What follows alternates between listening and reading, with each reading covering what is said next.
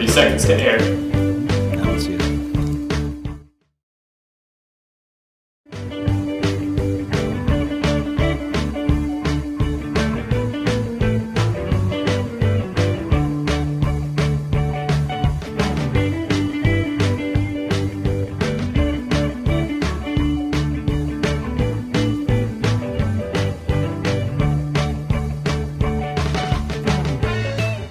Good evening and welcome to the Coeur d'Alene City Council meeting for July 16, 2024. We'll begin this evening with an invocation by Radine Owens from the Heart of the City Church. Radine, welcome and thank you for coming tonight. Thank you, Mayor and City Council men and women, for inviting me to do this with the important issues in our city and our community. I'm honored that we take the time to pray. So God, I thank you that you're here and that you care about and love our great city of Coeur d'Alene. Holy Spirit, we ask for your wisdom and insight from Mayor Hammond and his council, Amy, Dan, Kiki, Woody, Christy, and Dan. We pray that you would lead them by your strong, steady, consistent hand and guide them in the multitude of counsel. Thank you for your sincere dedication to our city and its people. Bless their individual families and cover them with your grace and favor.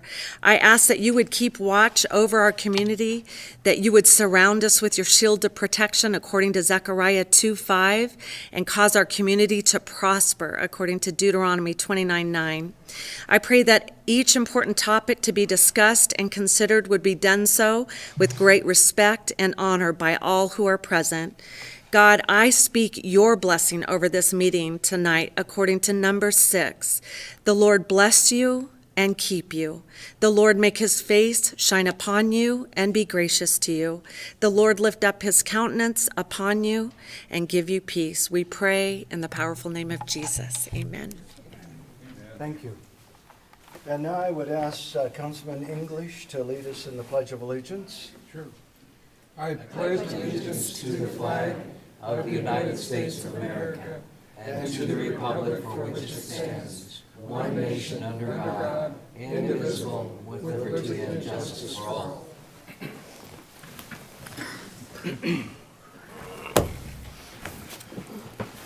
Okay, are there any amendments to the agenda? Mr. Mayor, I'd like to move on under other business item I-4 up to the first item in other business because we have two guests here and I don't want to keep them.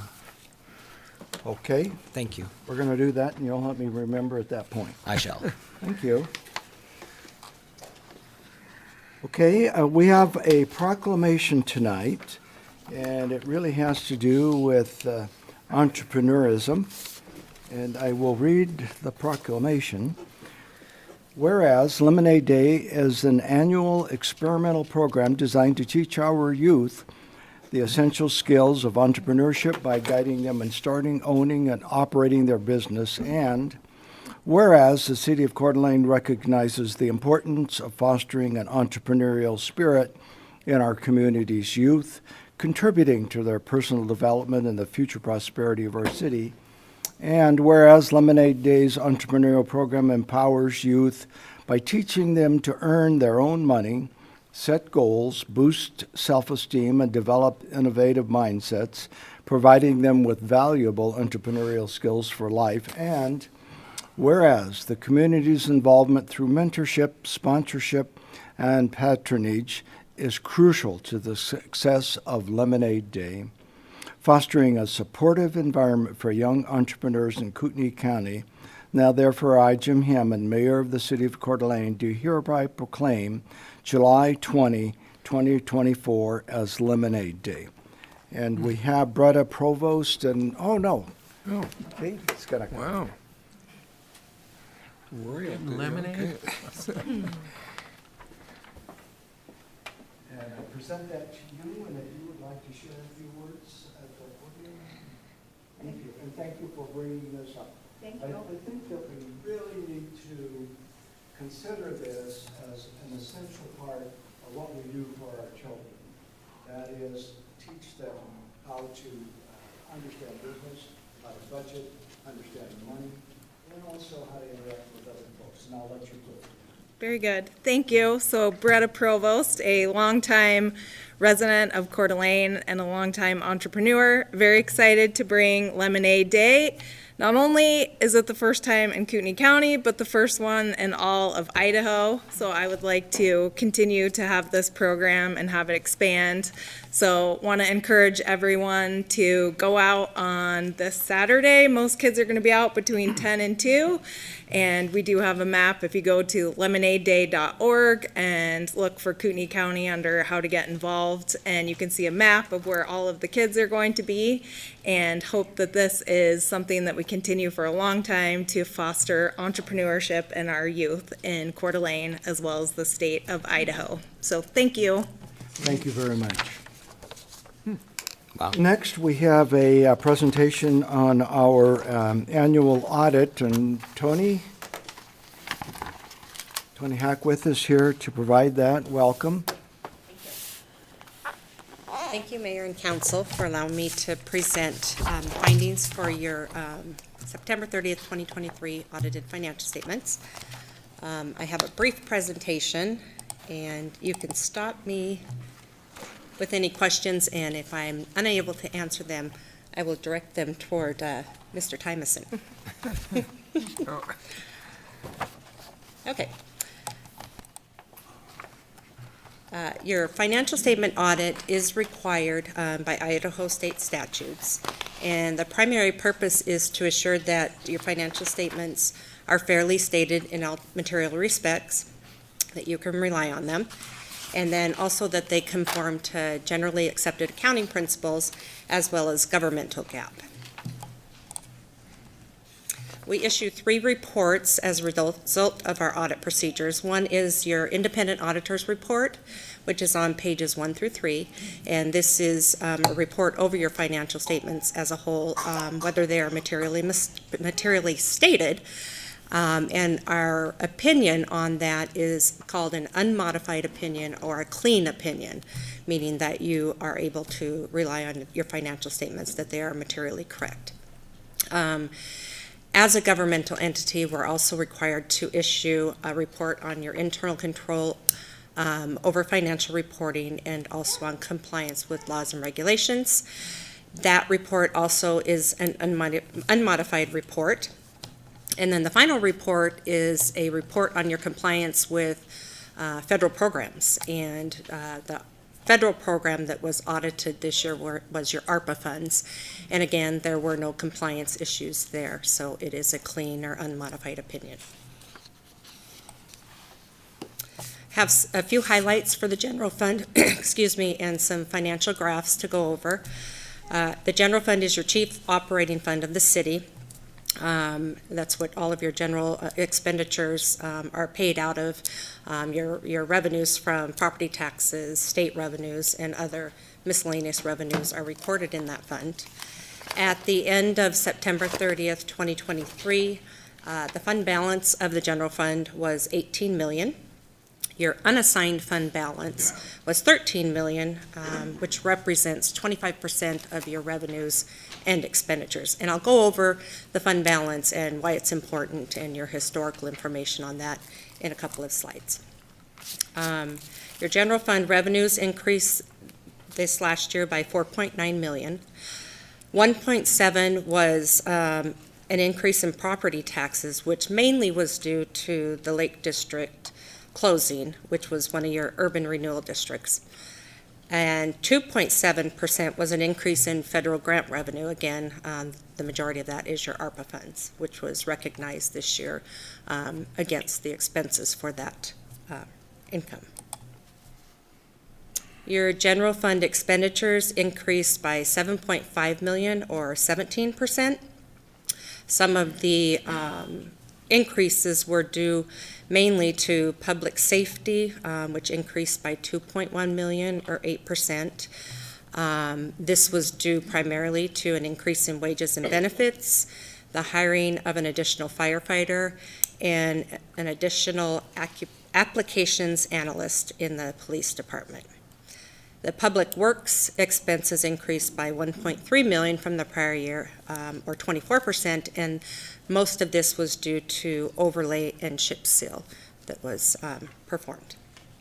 Your capital outlay increased by 2.8 million, or 293% from the prior year, and the majority of that was the police department expansion and fire department equipment.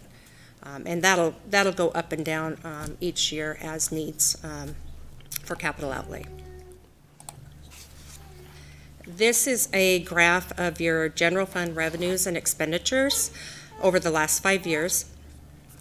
You can see that your revenues for this last year were 50 million and your expenses were 52.5 million. And again, a lot of that is attributable mainly to your capital outlay projects this last year. So you'll see that occur in years where your expenses are over your revenues due to projects of that nature. This is your fund balance over the last 5 years, and your fund balance is represented in 4 different categories. You have your unassigned fund balance, which is available for general operating expenses. Your assigned fund balance, which is an assignment by your entity for specific projects. Committed balance is by council constitutional, so it can't be changed unless you change that requirement that you want those spent for.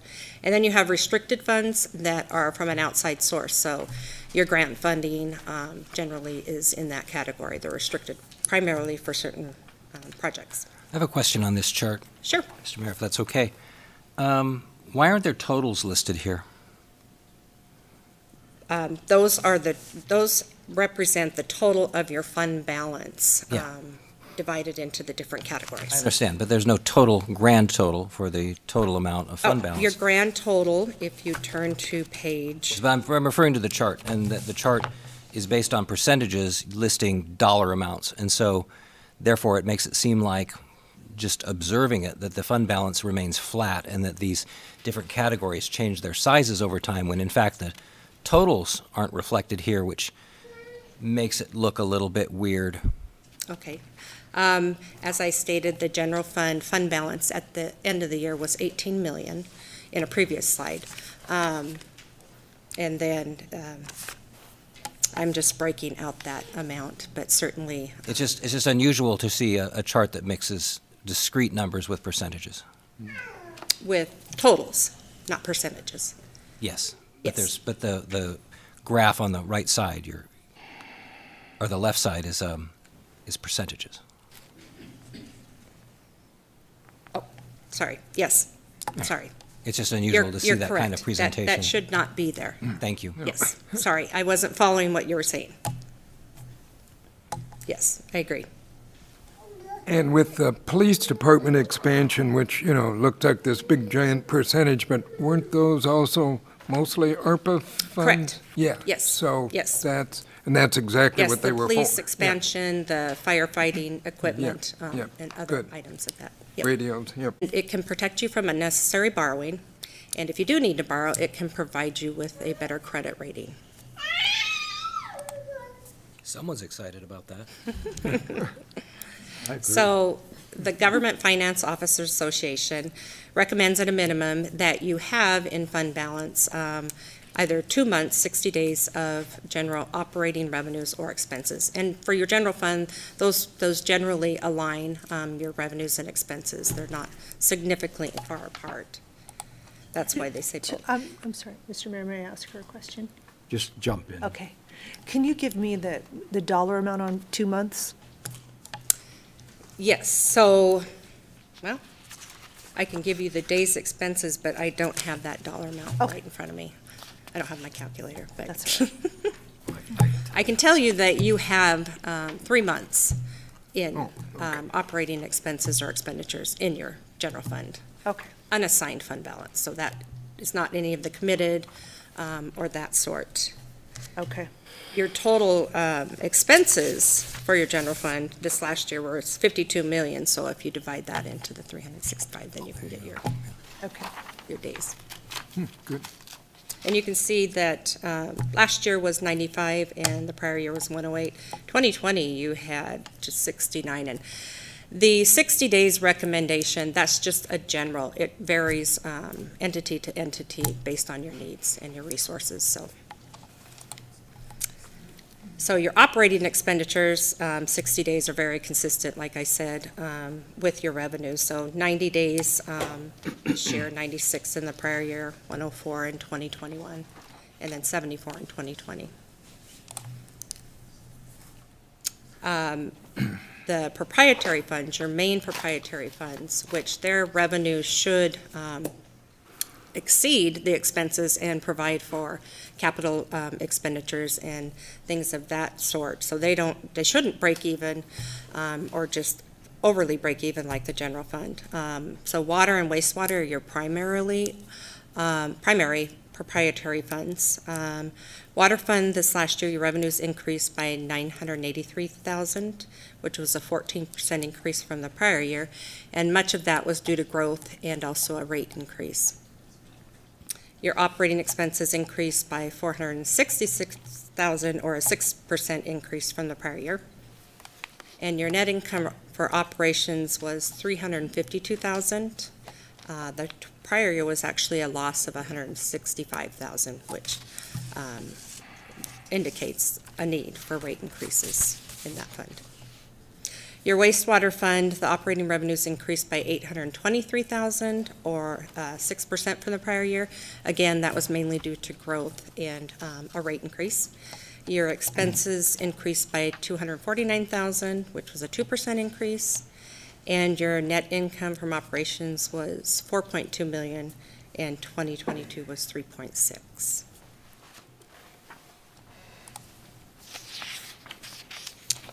This graph shows you your operating revenues and expenses for your water fund over the last 5 years. And again, you had net income this year for your operating fund, and you can see in the prior year that your expenses were a little bit over your revenues. This is the wastewater fund, again showing operating revenues and expenses over the last 5 years.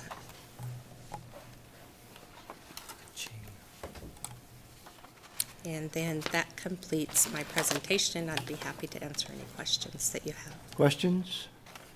Go ahead. Thank you. Thank you, Terry. I appreciate that I was able to sit with Katie and with Troy to go over a lot of questions that I had on the audit, which I really did a deep dive on it, trying to see what was going on. Lots of good information in here, but a lot of the stuff, I guess, is just kind of it's kind of due to government accounting. That was the email I got today from you regarding the way that, like, we do our leases. That it just seemed really weird because the leases, like, were going down over time, which didn't make any sense to me. But apparently that's in the notes, and it's something to do with government accounting. Correct. Okay. Correct. There was a new, do you want me to If you could, explain thank that? you. Yes. There was a new standard that went into effect October 2021. Has nothing to do with us. It's Governmental Accounting Standards Board that created it. It's regarding operating leases, which generally, in the past, you would recognize operating or revenue for operating leases. You're not a lessee, you're a lessor. You lease to other entities. And so you would recognize that revenue each year. It didn't have anything on your balance sheet or anything to do with your balance sheet. They said if you have operating leases that are actually extend for more than 1 year, that now you have to calculate the asset and unearned revenue and report it on your balance sheet. So you have an asset for lease receivable, and then you have unearned income, the income that has not yet been earned for the succeeding years. And then those are reduced and adjusted each year. So the following year, you'll recognize revenue, and it'll be your unearned revenue on your balance sheet will decrease, and your revenue will be recognized. It really, the net effect does not affect your financial statements, your revenue and expenses for the year significantly at all. It's just putting an asset and unearned revenue on your balance sheet. Yeah, it just looked really weird to me. It's on page 41 for anyone else who's following along. And it just showed the numbers going down for these leases, which doesn't make sense to me. It's just like a lease. When you make lease payments on a lease, your principal goes down. Right. And so as they are making payments on you as the lessor, the payments will decrease as well. More will go to principal, less will go to interest. The other concern I had was regarding some investment funds we have in the interest rates. So we have an investment fund that we use for our police department retirement, as well as something else, which I don't know, but it seemed like and I tried to get Troy to explain this to me, but apparently we're using the current value of the investment as opposed to, just to cut to the chase here, it seems like we're down in what we've invested. I mean, if we've invested, according to the report, $1.4 million, and we've lost $100,000 on that investment, it seems like it's not a good investment. And that's what the report says. But are we just tracking the current value then of those investments, which still seems to me to be kind of wrong? But is that the way that works? Yes, governmental accounting standards require that you recognize your investments at their fair market value. So what their value is at the date of your financial statement. And that goes up and down. This year, prior year, you saw it go down significantly. This year, it came back around, came back up. And it's just going to fluctuate with the market. Okay, yeah, it just seems like it's, like, we'd be better off putting the money in a mattress. And so, I mean, I'm looking at something like that, and I'm going, $100,000 loss, I mean, that's pretty significant. That's almost 10%, but it's close to, it's about 8%, but. If I can add to that, that is not a real loss, that is a real paper money. loss, which occurs on any investment on any given day.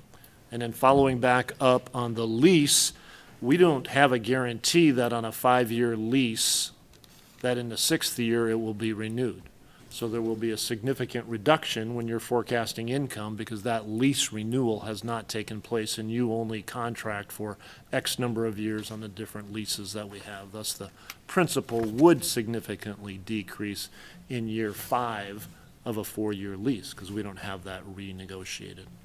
Okay, it's a world that I'm not in, and what it looks like is it just looks like is these, and this is all projections, of course. This is not actual money in the pocket, but it just looks like if the interest rate is going down on a lease, it just seems weird. And I know I don't understand this. That's why I'm asking the questions. So thank you. You're welcome. Christie? Well, I would just like to pass along to staff, clean audit, you can't ask for anything better than that. No findings. Now, wouldn't negative findings, if I recall, that could affect our bond rating? It could, very well. Yeah, Very so well. well done. Troy, please, would you mind passing on to the team? Thank you. I will. And one other thing I meant to point out is that on pages 4 through 13 of your financial statement, that is called your management's discussion and analysis. And it's a very good narrative versus just numbers of what happened during your last fiscal year. And that was written by your prior comptroller, Vonnie Jensen. Okay, thank you, Tony. All right, thank you. And I would echo what Councilman Wood said. Thank you to all of our finance staff for keeping us in such good stead and following all the recommendations of the Government Finance Officers Association. Excellent work. We now move on to public comment.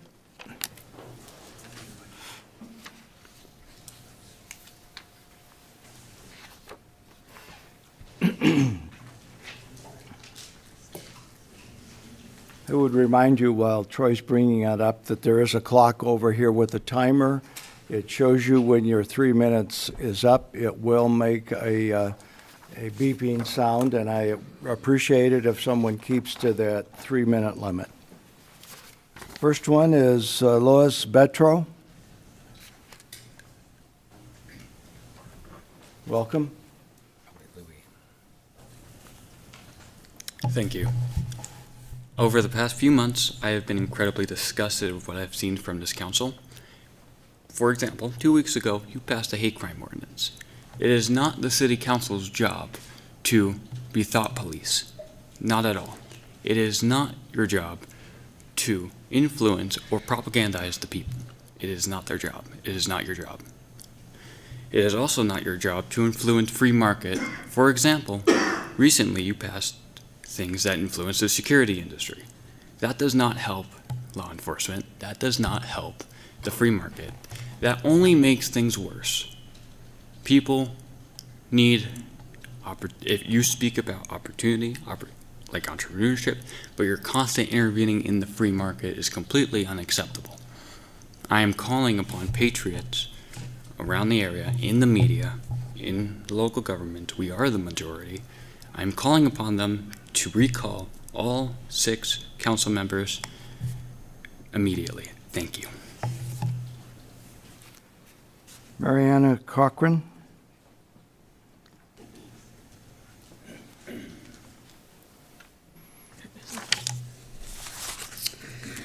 Hello. Before you disregard my comments because I'm a county versus a city resident, hear me out because I'm giving you a heads up regarding a legal violation which recently occurred by one of the city's offices and for which the city may be culpable. As you may know, a new statute, 1815-17B, was activated on July 1st, the Children's Library and School Protection Act. Part of that law requires that a public library shall not promote, give, or make available to a minor any picture, photograph, drawing, visual representation, or image of a person or portion of the human body that depicts nudity, sexual conduct, and that is harmful to minors. The new law also requires that public libraries create and make readily accessible a request for relocation form patrons can use to request that adult materials be relocated to the adult section. In accordance with the new law, the CDA library created and posted this relocation form. On July 1st, a concerned CDA patron and parent completed and submitted this form regarding this book, Sex is a Funny Word, shelved in the juvenile section. These are 2 pages from the book showing a child masturbating in a bathtub. Besides the shamefulness of this trash being in CDA's library, here's where CDA is in hot water, pun intended. The Idaho Commission for Libraries, known as ICL, hosted a webinar on July 10th for librarians regarding how to implement the new law. CDA's teen librarian, Angela Flock, was on that webinar, as this screenshot proves. During that webinar, Angela pointed out that the CDA library has publicly posted the completed form ironically named Hart, Sex is a Funny Word, redacted. The submitter's name is Ethan Hart, and his first and last name are clearly shown on the form, even though the document is entitled Redacted. True, Mr. Hart's address and phone number are redacted, but his name is not. Angela Flock even boasted on the webinar that, quote, the request will probably be turned down, unquote. Keep in mind that this webinar is open to the public with dozens of attendees. During that same webinar, the ICL's public library consultant, Clay Ritter, told Angela Flock that it's a violation of a state statute regarding public records to publicly reveal the name of a patron and what he's checked out. Title 74, Transparent and Ethical Government, Section 108. Exemptions from disclosure, the records of a library that would reveal the identity of a library patron checking out, requesting, or using an item from a library. Despite that, as of today, that same form with the patron's name is still posted on the Coeur d'Alene Library's website. It seems to me that Mr. Hart has a grievance and even grounds to sue the city or violating the law. It seems that CDA City Attorney Randy Adams may have given inadequate advice to the library board regarding the new policy. And it seems that Angela Flock, in spite of being informed that Title 74-108 had been violated, did nothing regarding this violation on the CDA Library's website. This council is accountable for the actions and missteps of library trustees and their staff. Thank you. The next signature, it says, please legibly print. I'm going to guess it's M-Y-L-E-S. Is there? Yeah, I thought that was a sign. I don't have anything to say. So. Okay. Diana Sheridan? She printed it. Yes. Yes. And she printed and I could read it. I know I did it nice and large, and I did my slow penmanship. And I appreciate it. Okay, you're welcome. This is in regards to budgets and spending, and in the last couple of years, in the planning process for the budget, the city has used city reserve fund to balance the budget. The current budget that we're under, 23-24, the budget was created and brought into balance by raising taxes by 3%, while simultaneously assigning another $2.6 million of the city's reserve funds to fill the deficit and bring the budget into balance. $1 million also of a one-time income to the city was the $1 million of annexation fees from Coeur. So that's a one-off that we've used to cover ongoing expenses. That left the city's reserves at approximately 16.5% of annual scheduled expenses, which is that 2-month amount that we were just given as a reasonable reserve. Best practices for cities is 16 to 17%. CDA was inside of that range at the time that the budget was set for this year. Fiscal year budget for 2024-2025, at the time that the 23-24 budget was presented, it was also presented what that would look like if we left everything the same going forward. Fiscal year 24-25 was projected to decrease our reserves again by another 25% to 12.5% of expenses. This is planning our reserves to be well below recommended practices. That budget also was using a one-time, one-off income of $1 million again on an annexation fee for Coeur, which is not duplicatable, repeatable going forward. Last summer, about this time, we were told about a water crisis, that the demand for the city's water was higher than our capacity to be able to deliver.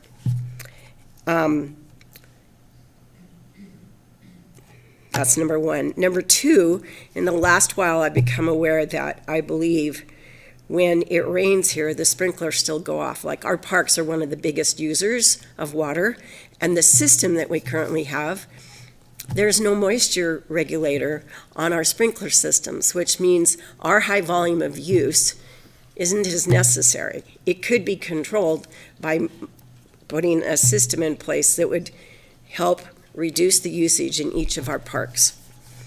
So, this year, doing a budget, I'd like to see a couple of things. One, I want us to budget again for a reserve that's within standard practices for cities. And to do that, there may need to be some cuts somewhere. I'm not saying whether or not to raise taxes again. I just want us not relying on one-offs to try to cover overspending. And to actually, instead of rolling the ball down the hill, we're going to stop it here. Thank you for your time. Thank you. Tyler Davis?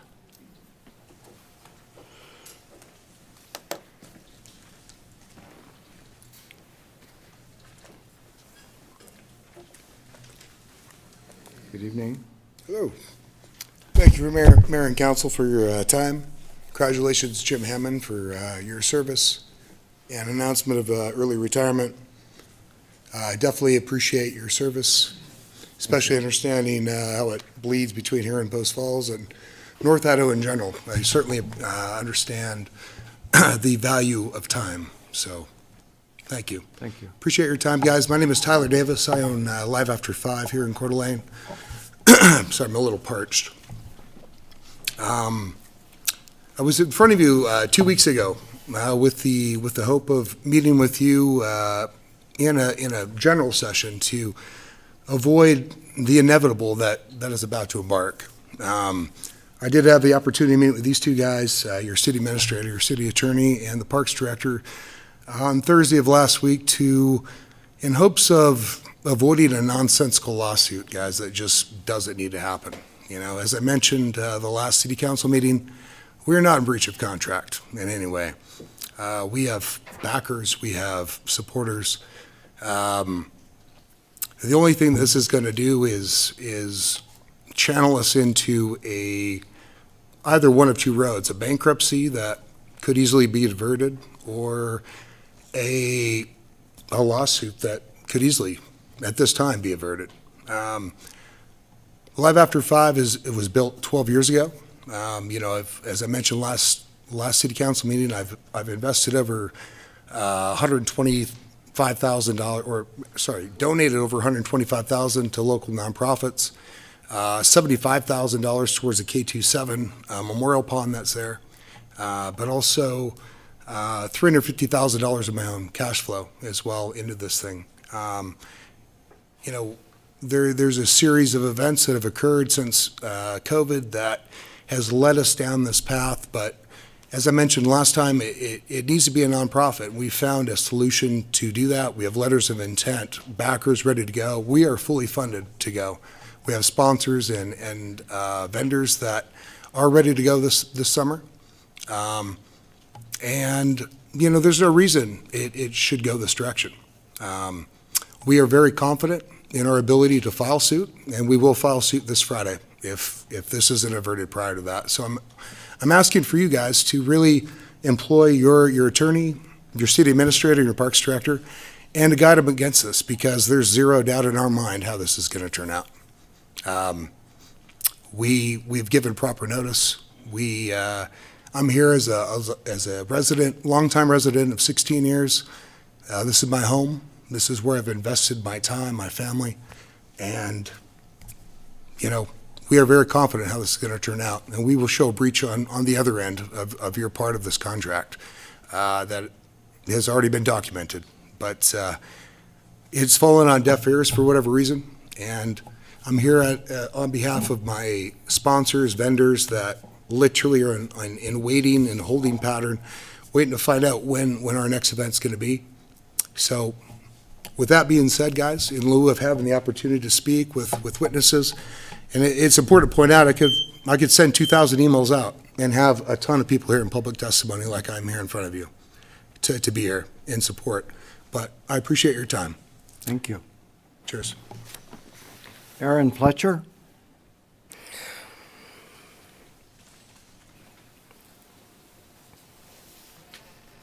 Hello, thank you for your time. My name is Aaron Fletcher. Been a resident here in Idaho my entire life. Recently, we decided to homeschool our kids, and as part of the curricular learning, I wanted to teach them where food comes from and about animal conservation. So I asked them, hey, do you guys want chickens or do you guys want ducks? They said, let's get ducks. Well, little did I know, you're not allowed to have ducks. You're only allowed to have chickens in the city of Coeur d'Alene. I had animal control come by my house 2 weeks ago telling me I had to dispatch my ducks and that I'm not allowed to have them. So I'm here to try to get the ordinance turned over. The ordinance is 6.15.010. I went around my neighborhood. I hit about 50 houses. I got 45 signatures, and only 2 people said no. And a lot of people I talked to said that it's silly that I'm allowed to have chickens, but not ducks. Ducks are higher in protein. They have better eggs. There's all sorts of benefits to having ducks over chickens. And I was just trying to get that ordinance changed over so I can have ducks and I don't have to dispatch them, and I can continue to teach my kids about animal conservation, where food comes from. That's all I had to say. Thank you. Mr. Mayor, can I have a question of Aaron? You bet. Aaron, who turned you in? I have no clue. Animal control wouldn't tell me. Did they make noises or anything? Or? Well, I mean, ducks and chickens, dogs make noises. I mean, ducks quack, chickens cluck. I mean, Yeah. all animals make sounds. I mean, squirrels make sounds too, so. They're not good eating, though. Well, yeah. Yeah. Some people would disagree with you. I mean, there's a World Squirrel Cook-Off somewhere in Arkansas every year. Okay, I appreciate it. I was just curious as how, because we've had issues with chickens, actually. Okay. And so I was just wondering if that was a noise thing or something. It just seems kind of unusual. I mean, no, I don't think my ducks are overly loud. They're quieter than my dogs and half the dogs in my neighborhood. That's interesting. You still have the ducks? I do, yeah. And what did the city tell you to do? They told me that I had a week to get rid of them, and animal control came by the first time and told me I had to get rid of them. I said, no, I'm going to try to fight this because it's silly that I can't have ducks, but I can have all the chickens that I want. And last week they came by with 2 animal control officers, and they were asking me what I was doing about this, and they were quite intimidating. And I said, I'm going to come to the city council, because I called the city and asked them, like, how do I go about getting the ordinance changed? And I was directed to come down here tonight and speak. So when they came by, I told animal control that's exactly what I was going to do. I was going to be here tonight, and I was going to get a petition signed from all my neighbors saying that they don't care that I have ducks. And here I am. Your ducks are pinned, right? Yeah. Okay. All right. And they gave you a week, and then what are they going to do? I don't know. We don't know? Okay. You wanna tell me? You did the right thing coming to us. Thank you. Yeah, I thank you. have one more follow-up question, if I may. Yes. How many ducks are there? Right now, I got about 15, but I have to get rid of a few because they're males. When I got them, I didn't know the male to female ratio, and I thought ducks died like easy like chickens do. But through all this, I found out that that ducks are a lot more hardier and they don't get diseases like chickens. They're a lot more disease free. They're hardier animals. They survive better in the winter. So now that I got my male to females figured out, I gotta get rid of some of my males. But I'm hoping to. I just want eggs. And that's really what it is. I'm not a big fan of chicken eggs. Christie? Thank you. Well, Aaron, I just want to be completely upfront with you. It takes a while to change an ordinance. Okay. It has to go on an agenda. The council has to ask our staff to do quite a bit of research. Okay. We have quite a bit of discussion amongst ourselves about what we think is the best direction to go.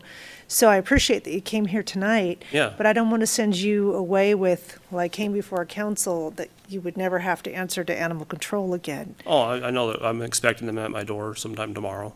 And we aren't able to give you your ducks a stay, as you say, not of execution. can't. Nobody's trying to execute your ducks, but I don't think that we have the ability tonight, it's not on the agenda, to give any kind of discretion on the ordinance.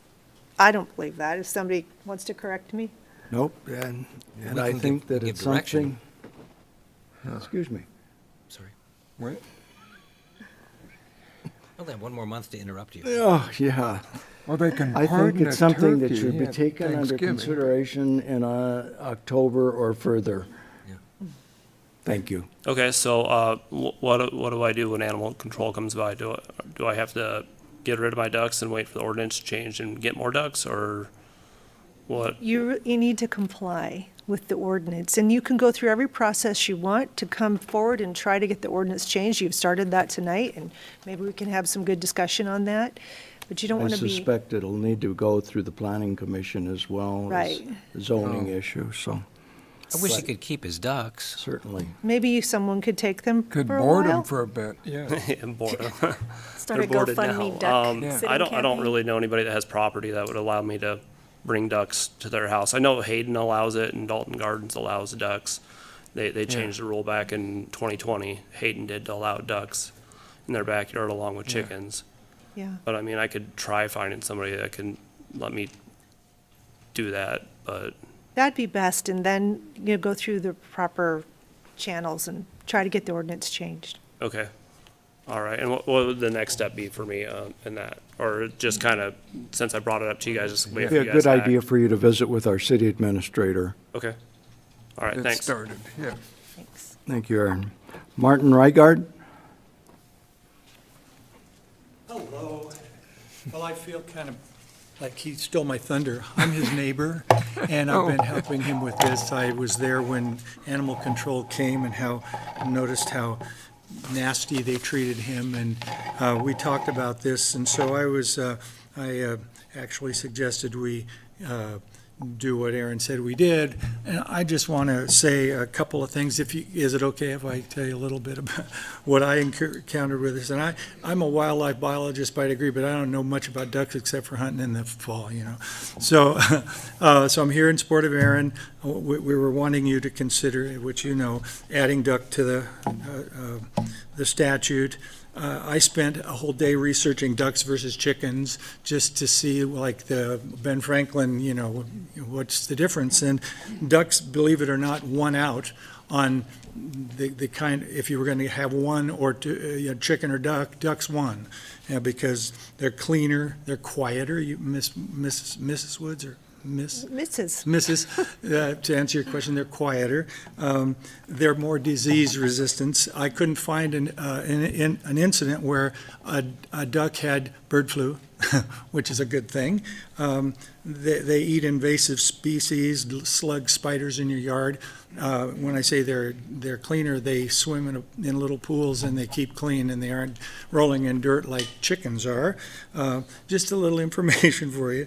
The protein in the eggs and their meat is so much better. So in the analysis from several websites that I found, they say the winner is hard to pick, but both chicken and duck are a healthy, delicious, nutritious. So basically, it's a butter or margarine thing, in my view.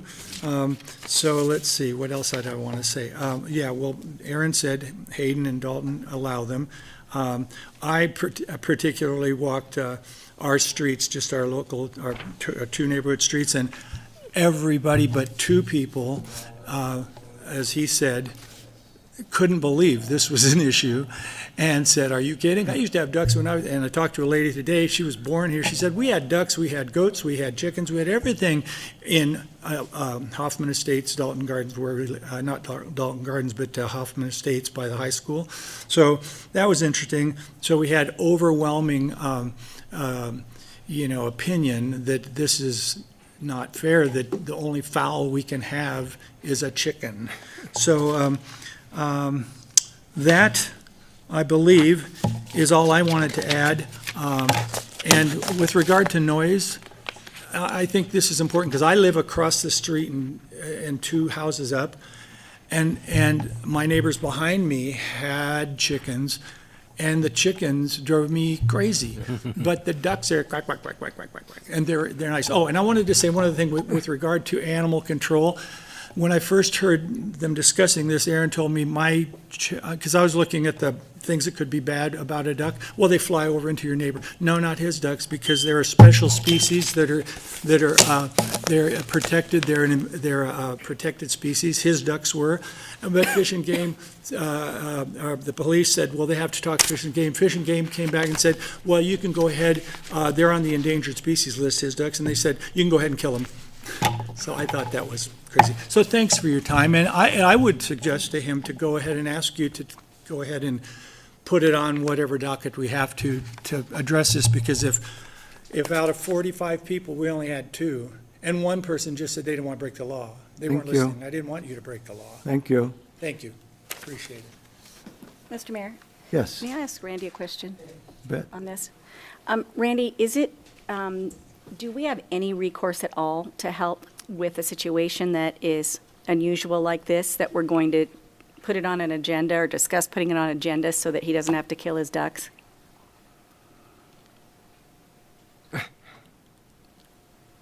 Well, it is a law enforcement issue. I suppose the mayor could direct law enforcement to do something or not to do something, but that's maybe a bad precedent to do that. I would agree with. Thank you. Thank you. Mr. Mayor, Yes. I'd rather see it come through a process than any kind of direction to law enforcement on what statutes to enforce and not to enforce. And, he had me that it eats slugs. I want some ducks. But it seems like we could just come and discuss it like any other thing of the ordinance, and maybe sooner the better. So if he can put his ducks somewhere for a while and then go back and get him if he prevails. Okay, the next person that wants to speak has a beautiful signature, but I can't read it. It looks like begins with TEFF. That be anybody in the room? From Hayden. Okay. Kara Claridge.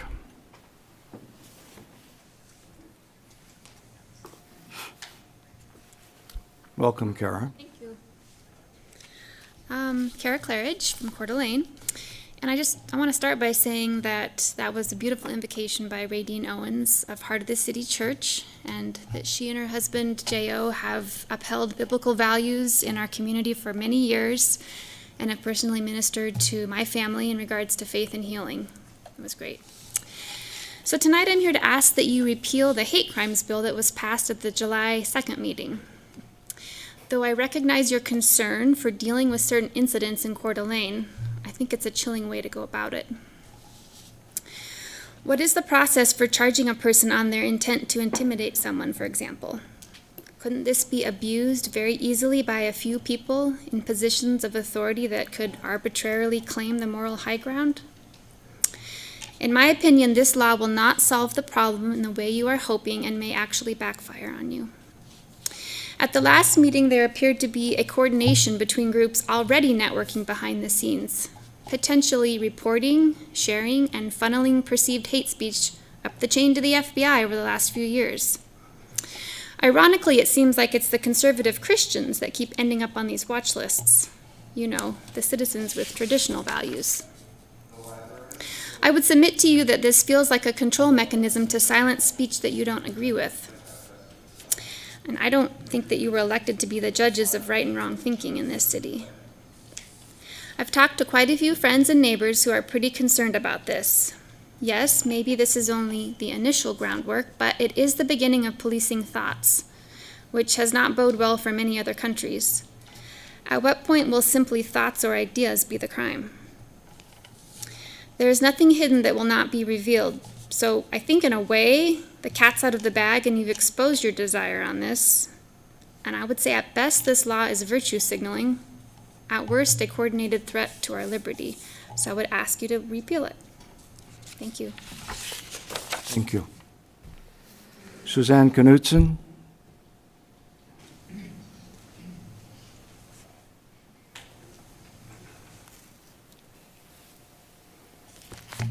I like ducks. I also like chickens. My name is Suzanne Knudsen, and I live in Coeur d'Alene. I've had the honor to be involved with people with disabilities my whole life, and we are a very fortunate and blessed community to have several organizations serving people with disabilities in our community. And tonight I'd like to bring specialized needs recreation to your attention. SNR is a key part of the lives of many folks in Coeur d'Alene, the surrounding cities, Kootenai County, and all of North Idaho. It is primarily funded by private donations, sponsorships by local businesses, some financial support by Coeur d'Alene, Post Falls, Hayden, and Rathdrum Parks and Recreation budgets to provide services to people with disabilities. This year, SNR is celebrating their 40th anniversary. On September 19th, we're putting on a big party. It's called Rubies and Wranglers at the Best Western Plus Coeur d'Alene Inn, and we don't want anyone to miss out on this great opportunity to celebrate and support such a precious gem in our community. So please, city council members and mayor, put September 19th on your calendars and plan to attend and participate in our live and silent auction as well as other giving opportunities. We'd love to see all of you there. And I have invitations and information about SNR for all of you. If you have questions, let me know. I'm joining their board next month, so I'm really excited about this. And they have serviced individuals with disabilities for a long time, and we have people coming from Bonner County now and Moscow to come up to Coeur d'Alene for activities for our specialized needs recreation organization. And this year I was going to write one of the CDBG grant, but I couldn't because we have so many people coming from so far out of Coeur d'Alene that we don't have as high of a percentage in Coeur d'Alene as we needed to write for that grant this year. We've never written it before, but I was going to give it a go this year, and I couldn't do it because we didn't meet the 51%. So, but it's exciting because a lot of organizations closed down during COVID and didn't start up again. So the whole panhandle of Idaho really counts on SNR. So I'd just like to invite you, and I've got a couple seats left at my table. I think Dan's going to be at one of them, but let me know if you want to come. Thanks. Thank you. We'll move on to announcements, and first, announcements from council. Saving for next week. None? Oh, yeah, go ahead. Thank you. So I just wanted to ask some questions about some of the public comments that were made. Randy, the library porn lady, does that come to us or does that go to the library board? The decision on the book? Her complaint about Yes, the decision on the book goes to the library board. That goes, and if they sued if they sued someone, would it be, they would sue them or they would sue us? Well, it would sue the city, Which is the city, okay. the library is part of. When someone fills out one of those forms and they put their name on it, it becomes a public record, is that true? That is true. But how does that jibe with the law that she cited regarding confidentiality?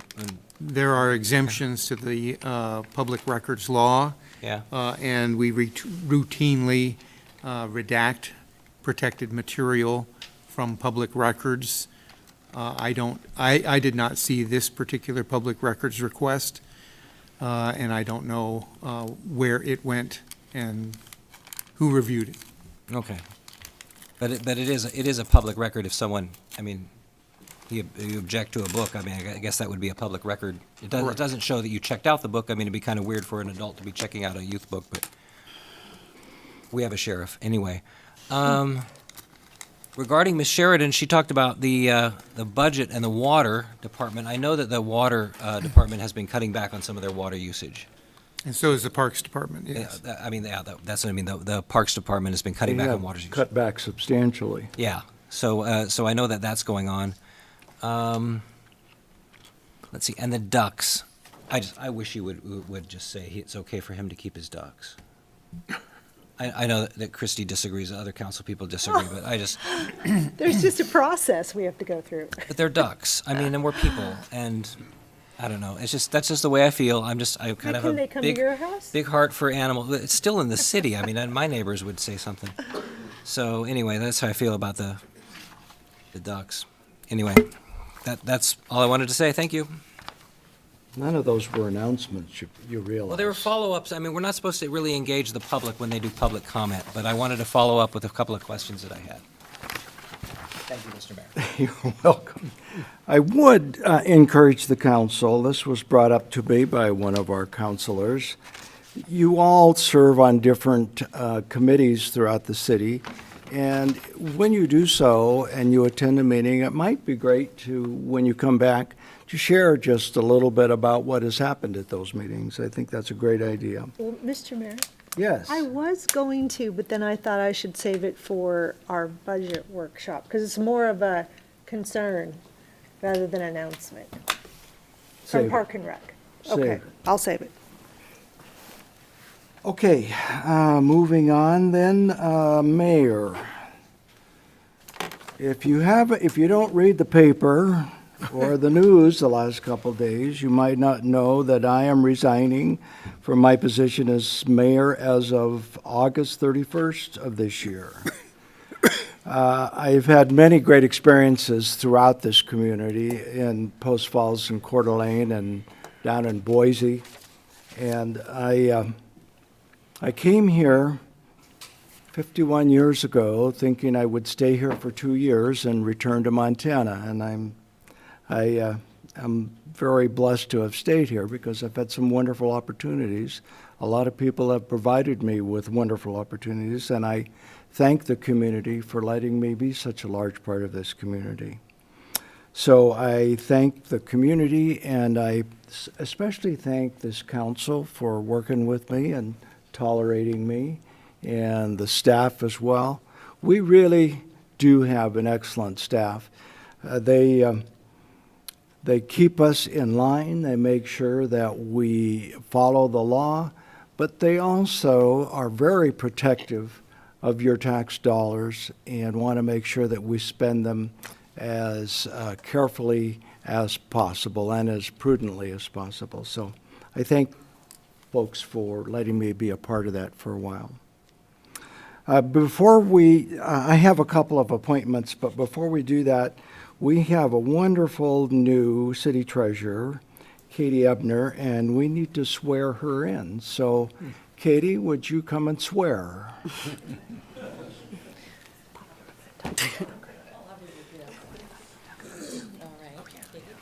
Raise your right hand and repeat after me.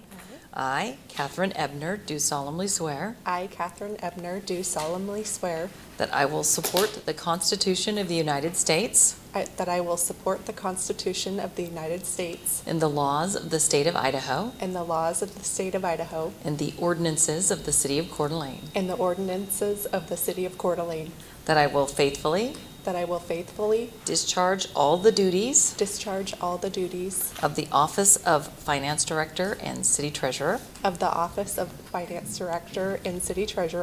to the best of my knowledge and ability. So help me God. So help me God. Congratulations and Thank you. welcome aboard. I can get you to sign both versions. Katie, we welcome you on board. We are thrilled to have you. We are thrilled with your professionalism, with your wisdom, with your knowledge.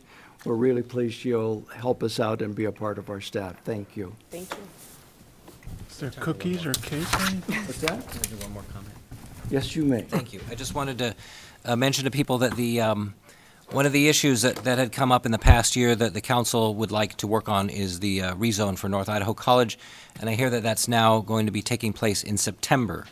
And I really wish it would happen a lot sooner. I know that staff is busy, but I think this is really important, and my fear is that as it gets closer to Election Day, this issue will become political, and I'd rather it not. I think we need to do something good for the community, and I think it would benefit all of us if that would happen sooner rather than later. Thank you. I have a couple of appointments. I'm seeking your approval. One is Cody Gettle to the Ped and Bike Committee, and Sean Harrington to the CDA TV Committee. So moved. Second. We have a motion and a second to approve. All those in favor respond with aye. Aye. Opposed with nay. Motion carries. Thank you. Mr. Mayor, I'd like to move for approval of consent calendar as presented. Second.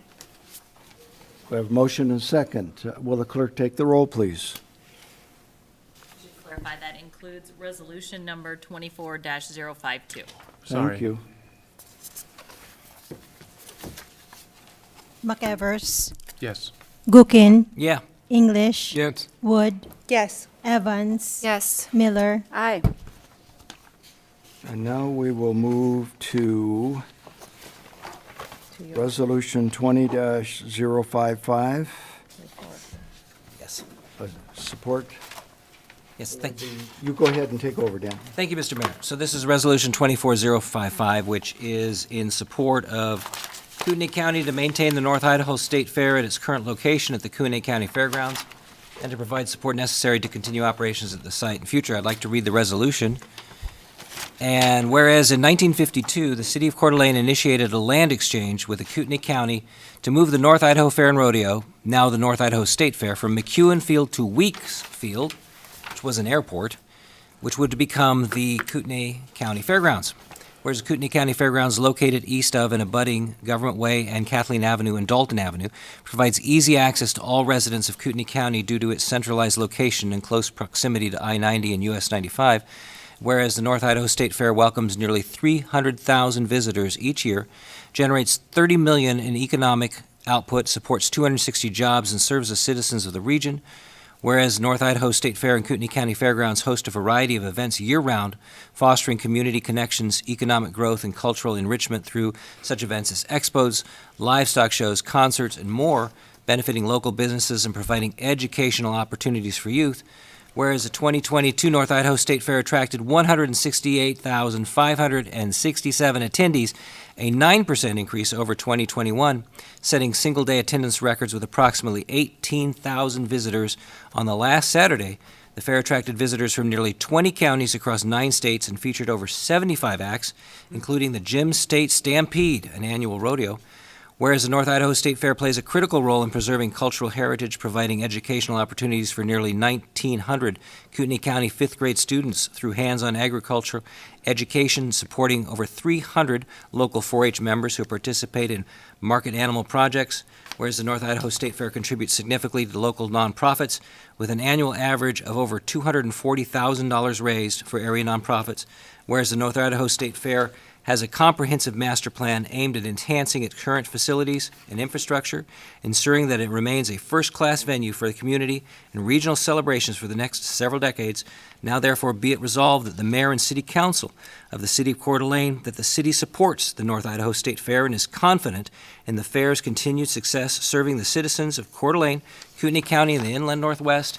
And be it further resolved that the city encourages Kootenai County to maintain the fair at the current location at the Kootenai County Fairgrounds and provide the support necessary to continue operations for the next several decades as it provides its valued service to our citizens, their children, and posterities. Dated 16th July 2024. Mr. Mayor, we have from the Fair Board, we have Jerry Johnson, and we have the CEO of the fair, which is Alexia Jordan. I'd like them to come forward and talk and maybe answer some questions regarding the fair for council and our support. And I'd like to introduce these two fine people. Good evening. Thank you for having us. We appreciate you guys taking time to think about the fair and how it affects our community day to day. Are there any questions that we can answer for you regarding it? It had a lot of information in it, so. Mr. Mayor. Go ahead. Yes, I understand you had a meeting, a community meeting last week. And I guess for those of us that aren't following it very precisely, Dan has done a good job here of doing that for us. Are you feeling real concern from your elected officials, county elected officials, that you could actually lose your location of the fairgrounds? That you could maybe not have your lease extended? We actually don't have a lease with the county. We have been the caretakers for the facility for, well, Since 53. yeah. Do you want to speak to this more? Yep, I'm Jerry Johnson. I'm the chairman of the Fair Board. I've been on there for, I think, 15 years. The rumors keep going around and around, especially with the growth in the county and the value of land. And the rumors became more persistent about 5 years ago. And there's actually people out talking to landowners about giving 100 acres, 200 acres, and to move the fairgrounds out onto the prairies somewhere. We had a full house at the county in the room where the commissioners meet last week, 100% in support of the fair. A lot of people don't realize that we are 100% self-sustaining. We receive no tax dollars.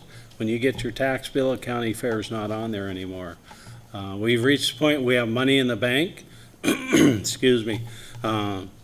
We're poised to start doing more at our fairgrounds. We haven't done anything there new since they built the food court probably in 1995.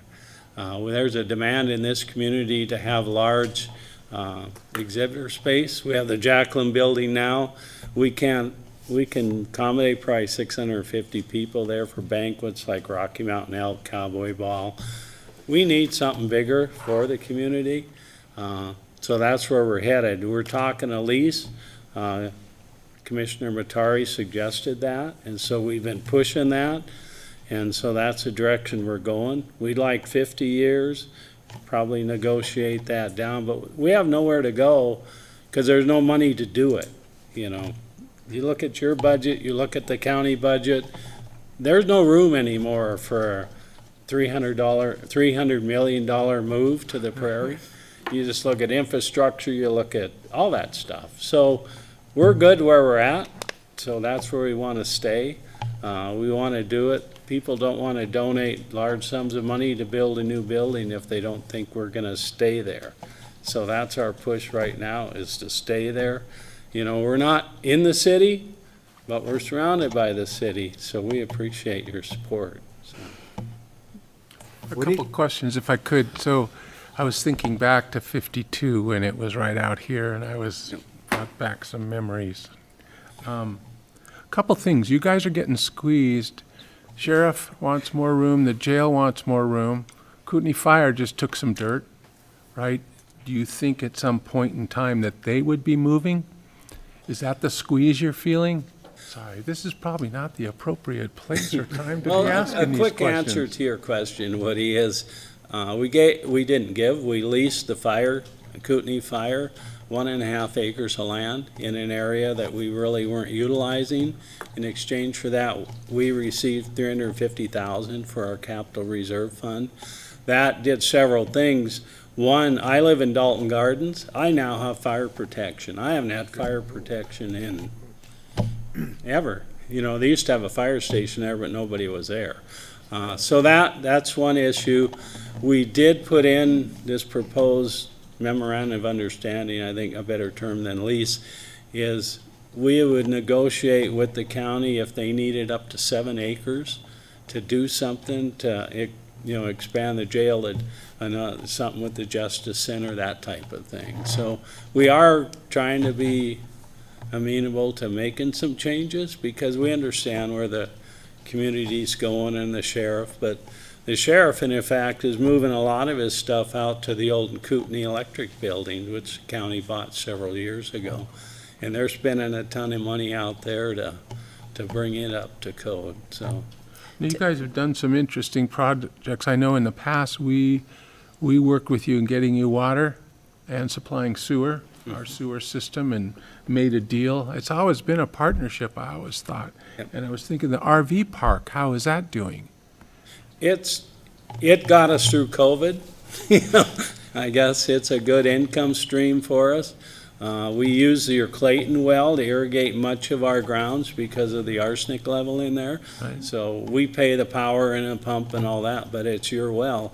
But yeah, the RV park is on city water, so we're paying that bill to you. But Well, no, those are nice things that you kind of, all of a sudden, little income coming in, Yep. somewhat of a regular place.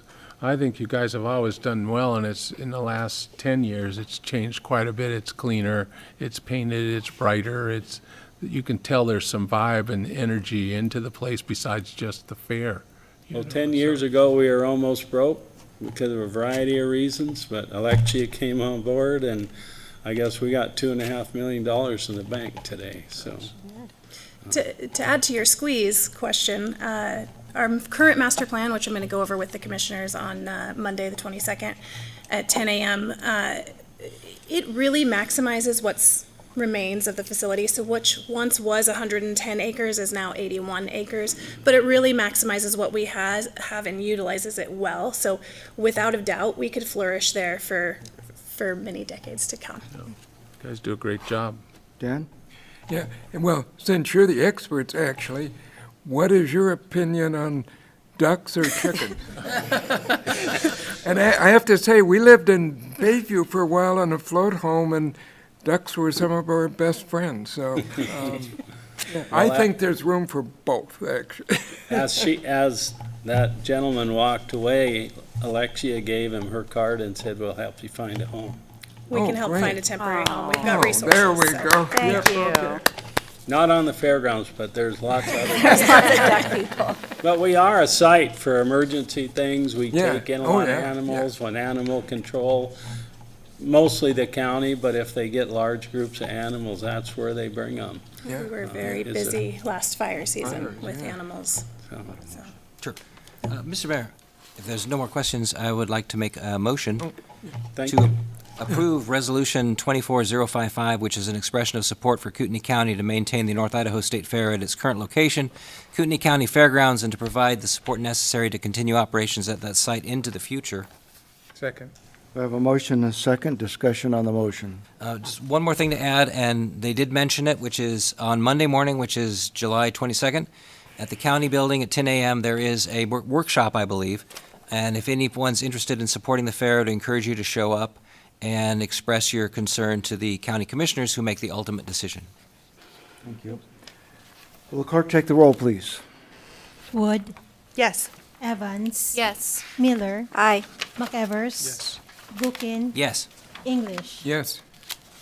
Okay, we'll move back to item 1 under other business, Resolution 24053. Melissa, welcome.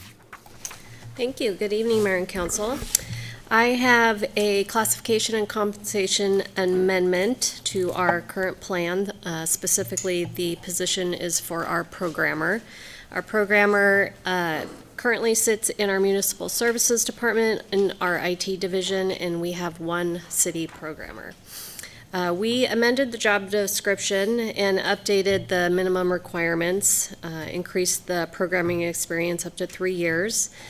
We also added an FBI CJIS certification required for that position, and then we also added some additional knowledge and programming language for the technical side of that position. The position is currently a pay grade 11. The recommendation is to increase it to a pay grade 12. The difference in those two pay grades is 8%. That employee is currently sitting at the maximum of a pay grade 11, so with an 8% increase, that's about $5,600 annually. The Municipal Services Department currently has some vacated position savings that they would use to amend this position for the difference in the wages, and then the new fiscal year budget will be amended moving forward.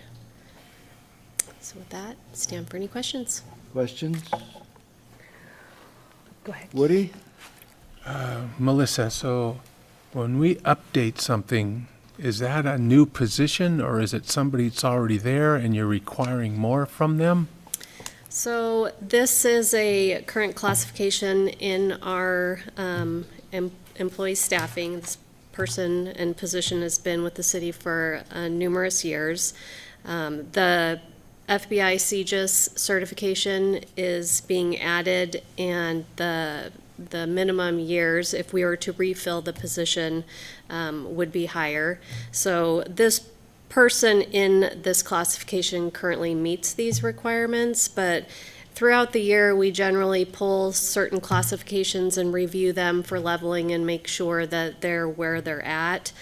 This programmer position also, when we did the full class comp study in 2017, was a pay grade 11, and the IT technician was a pay grade under that. And since then, we've also reclassified the IT tech, so now they're sitting at the same pay grade. And the programmer position does require more extensive experience than an entry-level IT tech. So this also helps take care of some of the internal equity issues as well. So let me just simplify it so I can grasp this. So if I come in and I'm working as a pay grade 11, I got a beginning and an end, or a top. Right. And then we update things, we require, where does that come from, that you have to do the FBI and the criminal justice? When do we decide that's important? I guess that's what triggers something to change that much? Yes, good question. So we send out job descriptions with our annual evaluations every year. So they go to the department head, they go to the employee, and at that point, many times there are new things that get added for a position. So with a programmer, they're into our network, per se. And so as we create positions, they morph over time. So that's why it's important to dive back into a job description and make sure that it's relevant and up to date. And we'll add things, and a lot of times we'll take away certain things too, because that certification just isn't relevant anymore. But in this situation, it was important to the department, and important for the internal equity for the IT staff as well. So when they start at one level and then it's, a 4-year spread till you get to the top, if you're along the way in there, does that boost it right away when you adopt this? Or does it just start all over? Yeah, so we would always give a reclassification percentage to the next pay grade. So regardless of where they are at, they would go up an 8% increase to a pay grade 12, because that's the difference between the two. This position just happens to already be maxed, so they would receive the 8%. They're maxed now at the new pay grade, so they'll only move forward based on whatever wage adjustment we do through COLAs or market adjustments. Okay, so if you're at max and then we change it, you go to max on the new grade? Correct. Okay, that's not real life, you know that, right? Just kidding. It's just city life. Yes, well, it's budget, you know. All right, thank you. Christie? Thank you, Mr. Mayor. Melissa, I have no doubt that that's the market. I'm comfortable with that. My only concern is it's outside the budget process, and so I would feel more comfortable that it's rolled into the budget process. We went through this before, if you remember, I think it might have been the water department, and it was with Terry Pickle. I think, I like to be consistent with employees, that we said, come back in the budget process. I can tell you right now, I wouldn't oppose it, but I'd like to see it wrapped into the budget process. Okay.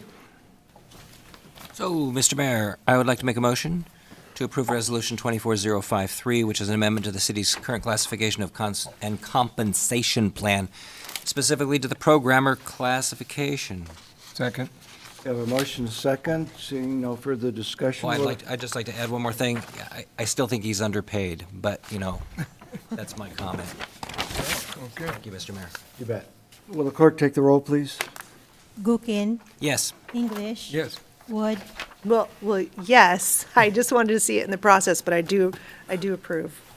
Evans. Yes. Miller, Aye. McEvers. Yes. Motion carries. Resolution 24054, approval of a development agreement. Welcome, All right. Hillary. Good evening, Mayor and council members. I'm here this evening before you pursuant to City Council action on May 21st related to a zone change request from C17, or from neighborhood commercial to C17 commercial. And so the decision point this evening is a request that you would enter into a development agreement in conjunction with the approved zone change from the neighborhood commercial to the C17 at the southeast corner of 15th Street and Best Avenue. And the applicant for that is Mr. Andy Singh of GS4 Property LLC. So the question for you is, should the City Council approve the development agreement for approximately 0.925 acres of land at the southeast corner of 15th and Best? So this location map just shows you where the property is located, as noted, 15th Street here and Best Avenue, southeast corner. Close-up aerial view. A little bit of history. So this request for the zone change went before the Planning and Zoning Commission first. They held a public hearing on January 9th. At that time, the commission voted to deny the request but didn't discuss conditional zoning. So that item came before City Council on May 21st, and the motion by Evans and second by English. Council voted in favor of that zone change to conditionally approve it subject to a development agreement, and the development agreement ordinance requires that we come back to you with a negotiated agreement. So as noted here, we did work with the applicant to negotiate this development agreement, and we've incorporated the conditions that City Council noted in the conditional approval of the zone change. And Mr. Singh has agreed to the language and more than what was even noted in those conditions from City Council.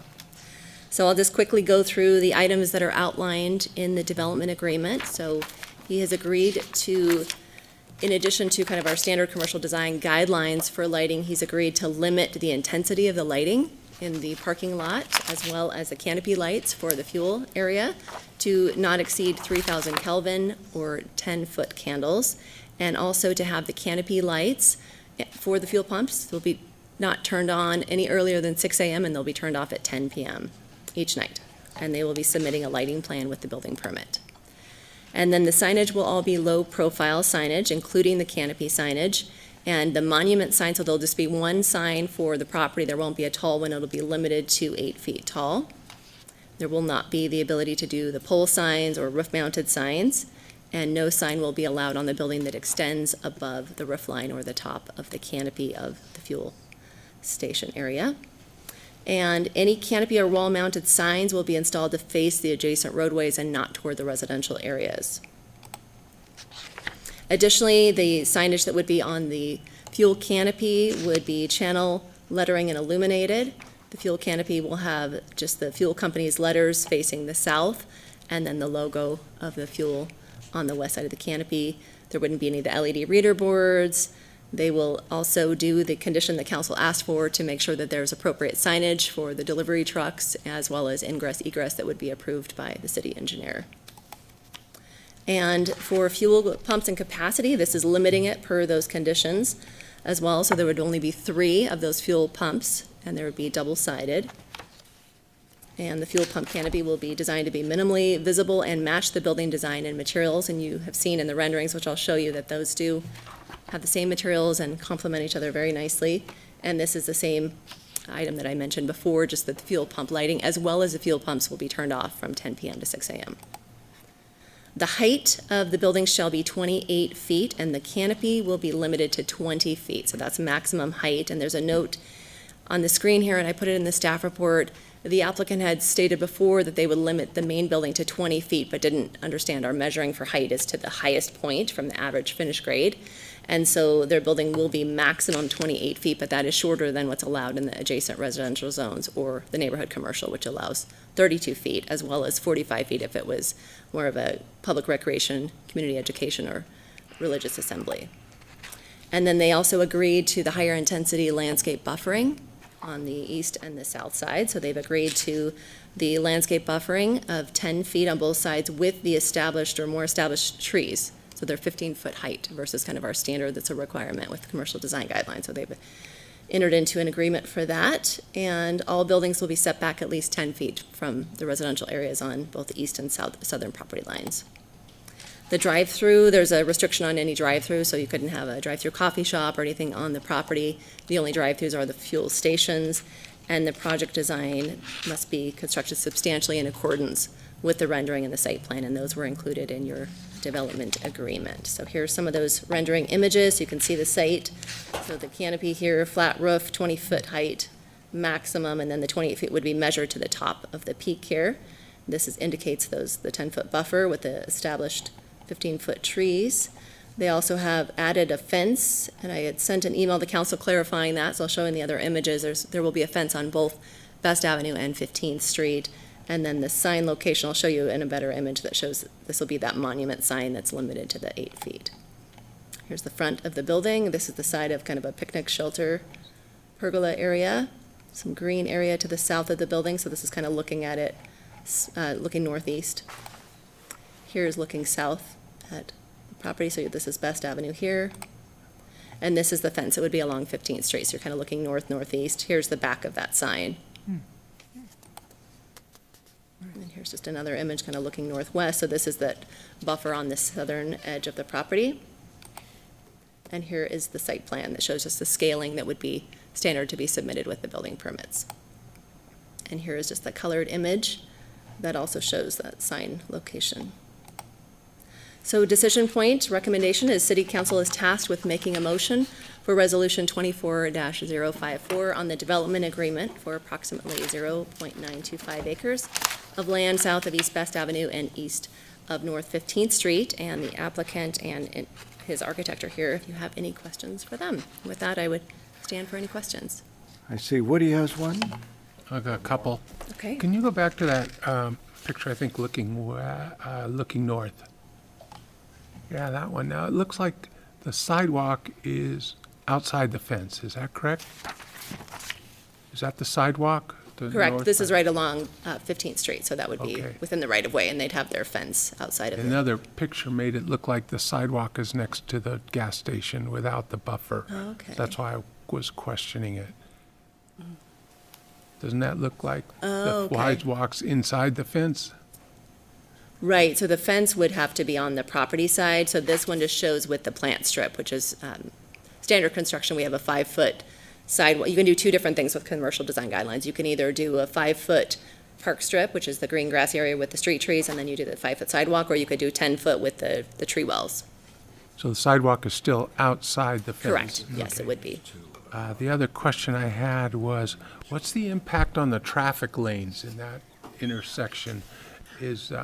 I thought I saw a bike lane in there, a hard one without a line. It was like something like an island or something. There was an image before, and maybe it did sneak in here, that would not be accurate. It showed kind of more of a separated bike lane, and that's not true. So the 15th Street plans have it as just a striped bike So lane in still that area. a left turn lane and two Correct, north, or just yes. one north? Right, so it wouldn't be a buffered bike lane. I don't recall, I think it's just the one going northbound and then the one that goes, And no right turn lane or anything like that? I don't recall. Okay.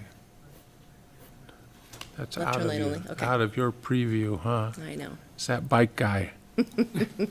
Okay, thank you. You're welcome. I see no other questions. Mr. Mayor, I would make a motion Thank you. to approve Resolution 24-054, a development agreement with GS4 Property LLC for the development of property located at 15th Street and Best Avenue. Second. We have a motion and a second.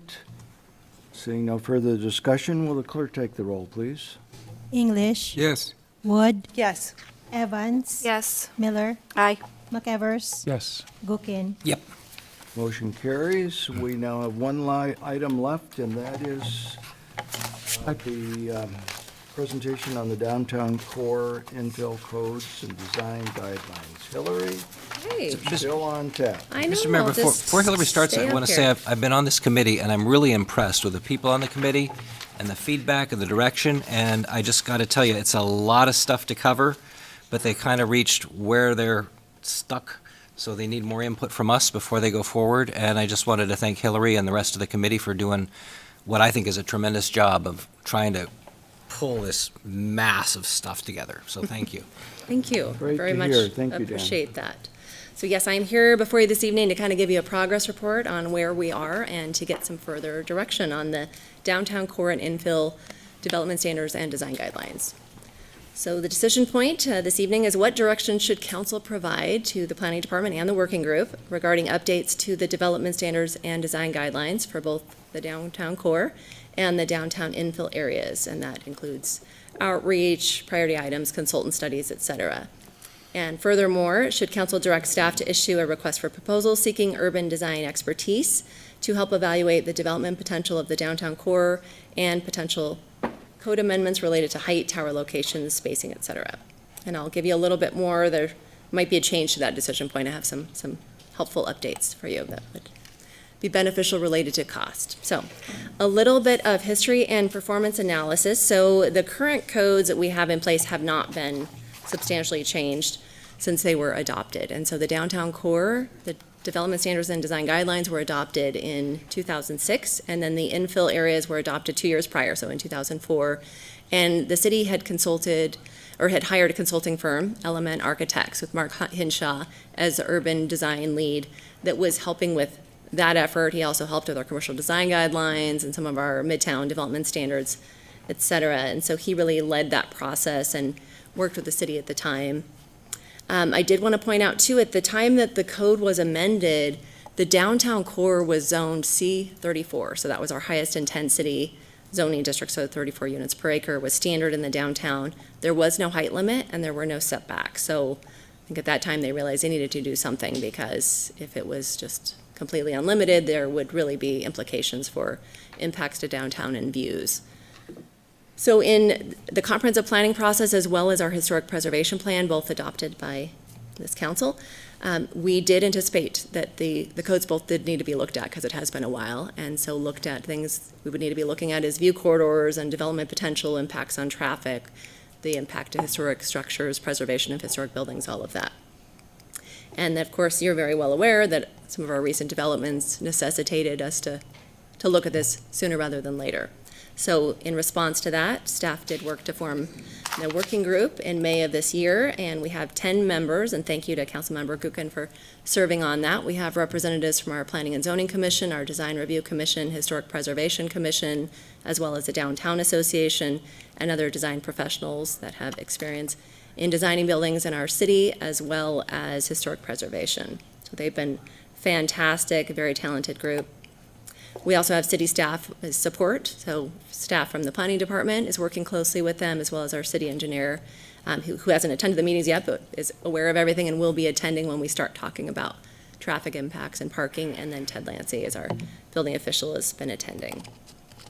So I wanted to work through a list of items with you that we've come to consensus with the working group, and then get your concurrence on that, and then there's a few other items where we needed some further guidance. And so a lot of these will seem similar, because it is what council has given some feedback before about the concern of vehicular access on Sherman Avenue, and, you know, kind of the change or the look of downtown, and maybe preserving more of that historic character. So the first few are related to vehicular access and loading. So the working group has said that they would like to limit vehicular access for any new projects off of Sherman Avenue from 1st Street to 8th Streets. So anything that exists now can continue operating that way, but any new development, they wouldn't be able to have vehicular access off Sherman. They'd have to have it off of a side street or off of the alley, or both, depending on where they're located. Can we ask questions as we go? Sure, jump in. So for some reason, Hillary, I thought that was already the case, and when we did the Marriott, right, I was kind of surprised by that, but I thought it was already the case. No, so, and this is another thing that I'll kind of work through. There are different areas where it's pedestrian-oriented and vehicular-oriented, and so parts of Sherman and some of the other side streets, or even major streets like Front Avenue and Lakeside, have designations on. Some of them are pedestrian-oriented, which means no vehicular access, and then other portions of the street are vehicular-oriented, so you can have the driveway cuts. Okay. So so we would kind of eliminate that and just say, in this area, you couldn't do that. You can't have your driveways accessing off of Sherman, but great question. So maybe Hillary, you should talk about that too, because that's kind of what we're operating under now, is there's Right. gateways, and Correct. there's these different things, and it's kind of a chaotic mess that we're trying to unwind with a lot of the stuff that causes the confusion that Christy brought up. Yes, Yeah. so there are several things in play right now that we've realized maybe don't apply anymore, because things have changed since 2006. A lot of change in terms of the development pattern of downtown. A lot of the vacant lots or old buildings have now been replaced with new construction. It just doesn't make sense to continue with the same designations of the vehicular-oriented and the pedestrian-oriented, as well as we had certain areas that were intersections designated as gateways, and yet the treatment of those was very similar to building entrances or, pedestrian-oriented streets. And so we thought if we can eliminate the gateways and just put those standards into other portions of, they're important, things like, making sure it's a visible entrance and there's planting and lighting and things like that, but make that more part of the standards that apply to all of that area versus two gateways. So that's part of it. And then, yes, removing that vehicular access option. And then the next one is not having designated loading zones. We understand there's going to be trucks that come down and drop off goods or food for the restaurants or things, and we ideally would like them on the alley. Sometimes that doesn't work, but we don't want to have certain stretches of the roadway where it should be parking designated as loading zones. So that was something that the working group would like to recommend. And then requiring that the design guidelines have a little bit more specificity on vehicular circulation, where that would be, as well as requiring pedestrian kind of safety features. So that we've done that with the last few projects through those traffic studies and mitigation, but we'd like to build something in that's in the standards that's adopted. And then requiring traffic studies up front. So we would still have the project review meeting with staff so they can kind of just show their initial concept and get input on, what are the fire codes and the building codes that apply, what are their fees, things like that. But before they come and have their first initial meeting with staff on the design review, before it goes to Design Review Commission, have that traffic study done so that will help dictate any changes to the design. So front-loading that. And then we've heard, by and large, from everybody, including input from the Downtown Association, from their representative, Emily Boyd. They'd like to have more teeth for the Design Review Commission. So instead of having things be should, have it say shall. And so just building that in where we can. They also are recommending a maximum height and designating a historic core.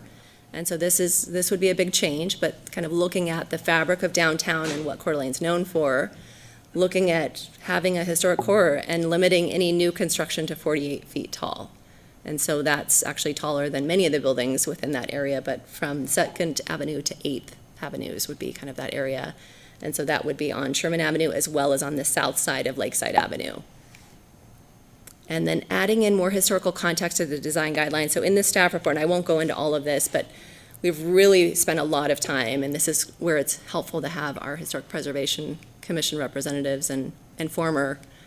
So really requiring that they're more strategic on where they place those, so they're screened from view, or that they're intentionally placed on the roof and screened. What is a with mini split? parapet. The individual AC heat units that oftentimes are used for like a condo or a apartment.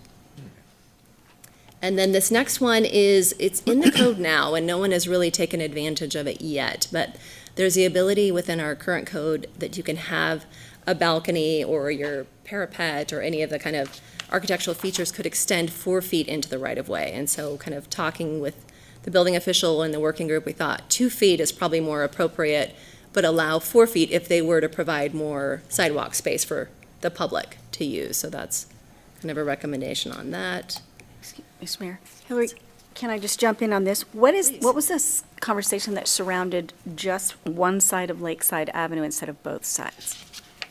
So that was input from the working group at this point. Now this, on the next slides, I'll be asking you, do you want to look at height limits in other parts of the downtown as well? But that was kind of where we divided a lot of the areas as you kind of do the center line of the road, because it's kind of stuck within that block. So it kind of makes sense. So that was input from the Downtown Association as well. But we could certainly look at it on both sides and then having it at the alley split. So it's absolutely, these are all things we want input from council on. The next one is in response to your feedback on not only the downtown core, but some of the infill areas where we've had appeals and kind of conversations about what is appropriate for the floor area ratio bonuses. And so we'll have some great input from the working group on things that we'd like to add that are missing right now, but also ones we should remove or clarify. So the first one that we realized was missing as we were talking about the Roosevelt Inn and preservation was we don't have a bonus currently for preserving a historic property. And yet we have a design guideline that says historic preservation. So that seems to be clearly missing. We want to add that. We've talked about adding a bonus if someone was to add some public parking within their structure, because that's always critical, and even evaluating the possibility of increased height for that. So that was one we want to consider. Removing the bonus for alley enhancements. We've had a few projects where we had one that did it, and it was very difficult because the engineering department didn't really like that they had the pavers, or they had kind of the stamped concrete, and the lighting and some other features didn't really work very well. There was conversation about water features and public art at one of the appeal hearings you had here, where is that really a trade-off for the floor area ratio bonus? Private amenity space, kind of the same thing. Most of these projects should be providing their own private amenity space. Public amenity is different, but private, should probably remove that bonus, as well as the common space that's for private use only. And then clarifying if we want to allow for public art as a bonus, and if so, what does that look like? And then clarifying the bonus for the exterior public space. And then we talked about, actually, this should probably be remove bonus instead of clarify or remove. The upgraded building materials, we said this should really just be standard. And what we want to do is list materials that are not appropriate, so that's more clear. And then another discussion we talked about is, do we like the boundaries of what's the downtown core and then the two downtown infill areas, the downtown overlay north side and the downtown overlay east side? And we all agreed we like the boundaries, but we don't like that there's an overlay zoning over the downtown core. It's very confusing for the code, so we'd like to recommend peeling that back so that the overlay areas become their own zoning districts, and so there's no conflict with the code. But they stay the same, and we can kind of build it out so it's similar but not having any internal conflict. And then we definitely said we don't have all the answers at this point, and we want to talk to the stakeholders, the property owners. What are their development expectations? We don't know. Some of these properties, the historic core, we believe some of them are more interested in retaining kind of the height, but we don't know on front, Lakeside, Coeur d'Alene Avenue, Indiana. We don't know, do they want to be able to go taller? And so it's really critical that that's part of this process as we talk to them, as well as evaluate what are the impacts, what's the development potential of the current code and what we're looking at changing, because do we even have the capacity, if we kept the current code without any changes, to allow the towers over time? What are the impacts on the parking and the traffic and our utilities and all of that, as well as the impacts with the shade and the wind? And so more analysis is needed, and definitely we need some more stakeholder input. And so these are the studies that we recommend, kind of doing a lot more to model where the towers can go currently, where they could go with with what's proposed, or some different options, what that looks like for tower spacing, as well as kind of like the upper step back heights. What does that do to view corridors? What does that do for kind of the shade studies? And then we need an updated parking analysis. The last one was done in 2016, and I believe the Parking Commission has had conversations about that, so maybe a partnership to get the parking analysis updated, and then some help on evaluating parking ratios, as well as evaluating that fee in lieu of that's allowed by right now, and then a traffic analysis of the downtown to kind of look at what happens if you have all these new towers moving forward. What are the impacts to traffic, and can the roadways handle that? So this is the list that we're kind of asking council to give us some feedback, or at least guide us. Are we going in the right direction? And are there any deal breakers or any things that you have a strong sense of at this point? So kind of the first bullet point, do you agree with, in general, the consensus items from the working group? And then related to the maximum height, a lot of this is probably asking the property owners what they think, but we want to find out from you too, do you like the 200-foot tall with the ability to go to 220 that's allowed by right now? And the definition of a tower in our code currently is 75 feet tall. And so that's where, if you're 75 feet tall or taller with a building, you have to do 50-foot spacing. So also evaluating, is that spacing appropriate? So those kind of things wanted your input. Parking ratios, fee in lieu, I've already mentioned that. The FAR bonuses, are we on the right track? Do you like building in the historical context? And then community engagement is a big one. Talk to Councilmember Miller, who's our liaison to Historic Preservation Commission, about, at what point do we start pulling in the general public? We definitely want to talk to the property owners who own property, either that want to develop downtown or live downtown, but the public at large. We need to engage more with the Downtown Association and others. What are those public meetings? What does that look like? Surveys, web page, things like that, and then the potential study. So you don't have to answer quite yet. I'll come back to this. I wanted to show you just a few things from the previous effort so you can kind of understand what goes into this. So with the consultant's assistance in the past, what they did was they looked at a number of things, and this doesn't include all of it, but they looked at common ownership, they looked at land value, and they looked at improvement value, and kind of looked at where would towers likely happen. And the easiest places are where there's consolidation of lots, where someone owns multiple lots. And then, of course, if the value of the land and the improvement is low, that's where you're going to see some towers pop up. So they kind of did this map of the downtown core, and then they started evaluating where towers could go over time. And so you can see this was 5 to 20 years. So this is in the time frame we're in now, because 2006 to now. So you can see where all the towers would be potentially popping up. And here's kind of a side view of that. So quite a bit more development than we have now. And then here's some of the things that they did when they were looking at the upper step back. So this is looking at having 0 step back, so you just kind of start at your property line, you go all the way up, and then they looked at a 10-foot, which is in the code now, and then they looked at a 20-foot as well. So you can kind of, you get to see more of kind of the mountain in the background. And then tower spacing, so this was an interesting one that I found, kind of this graphic from what was proposed, but it ended up landing at 50-foot spacing, but in some of the documentation I found, it was at one point discussed as 80-foot tower spacing. So this kind of shows that, what it could look like with the 80-foot spacing. And then, as noted in here, the tower is defined as you hit 75 feet tall as your minimum height to reach the tower definition, then you start spacing the 50-foot. The 50-foot spacing, I believe, was just based on the typical kind of roadway width, or kind of a standard parcel size of 50 feet. And then here's the upper step back, as I mentioned, so it's 10-foot was adopted versus the 20-foot that was evaluated. And then Los Angeles, we've been looking at a bunch of different codes, and so just so you can see, Los Angeles does have an 80-foot tower spacing. So each community kind of looks at it in a different way, but there are other examples for us to look at. For financial impact, so the working group, there's no financial impact other than, I guess, staff time spent on this, but this is an important project. If we need to hire a consultant, there's going to be a cost associated with that, and that'll really just be dependent on what their scope of work is. But since I submitted the staff report and the PowerPoint for the packet, I have done some outreach, and I have some good news. I was able to speak to a professor at the University of Idaho in the architecture program via email, because he's teaching abroad right now. He said they have a great opportunity that they could help us this fall even. Typically, he said if we worked with their undergraduate students, we'd have to wait till next spring. If we work with their grad students this fall, he could direct the effort, work with us, and it would be $15 per student per hour, which is a huge steal of a deal. So, and they have the ability to do modeling analysis, all of that. So that is fantastic. And then we've been researching also some software programs, working with our GIS coordinator, Nick McCausland. We have the ability to upgrade to ArcGIS 3D Analyst. And so we have a demo scheduled for next week to look at what does that look like. And so staff could see if that's viable. So that's something we could do in conjunction with the architecture students to really save on costs and be able to build those models and kind of help analyze development potential and impacts and help inform your decisions. And then I spoke with Ali Marino with Kootenai Metropolitan Planning Organization, and they just purchased a new modeling program that does micro-level modeling, which is great. So that gives you the same level of detail you'd get from a traffic impact analysis versus what they have, their normal model is kind of more macro.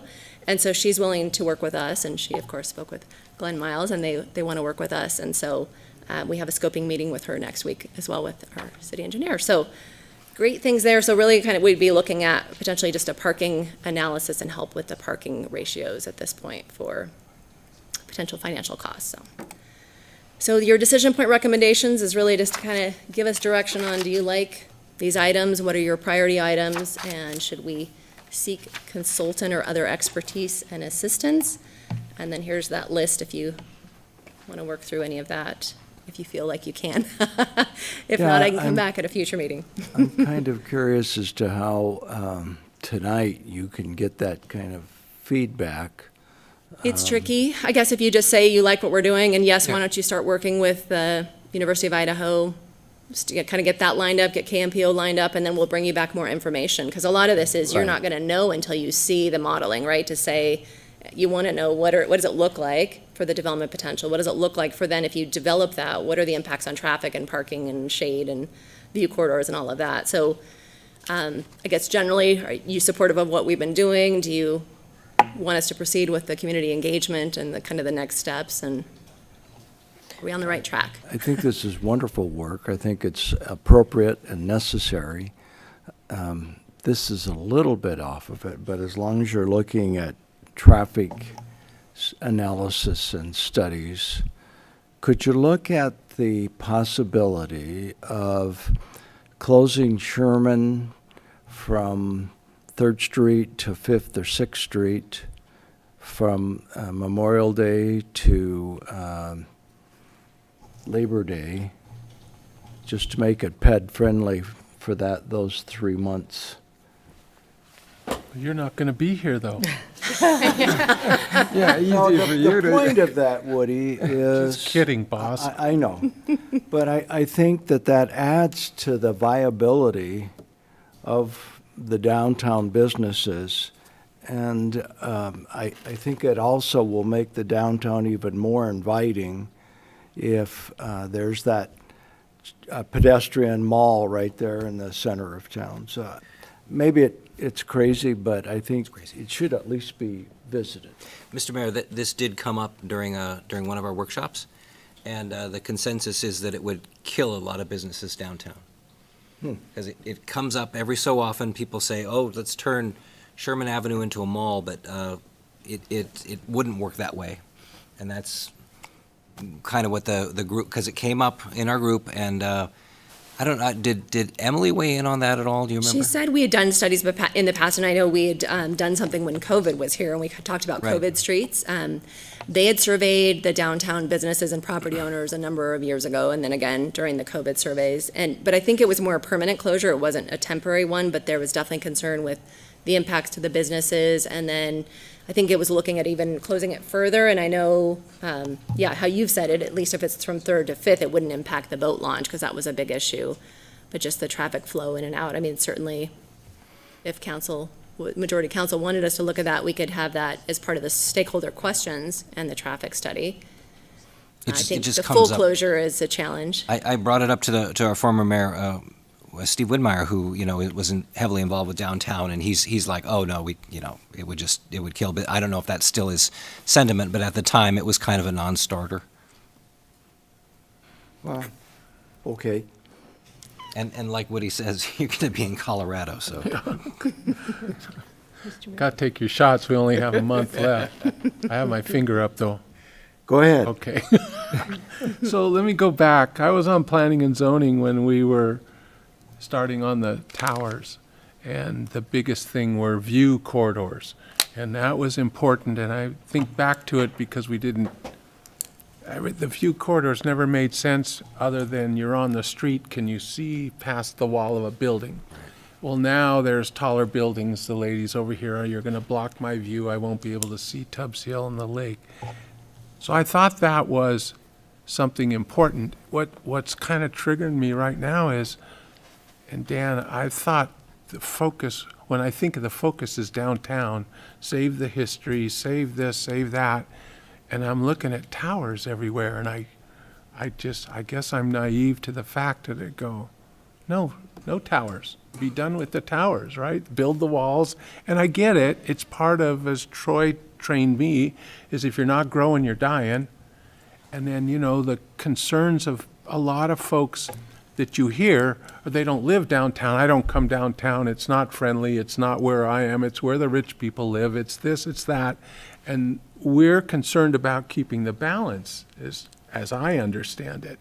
And then this is a monster. I mean, this is like a whole new look at it, and deep, into a lot of the details that it's not like something that's going to change anything very quickly. You're not going to save a lot of places right away, right?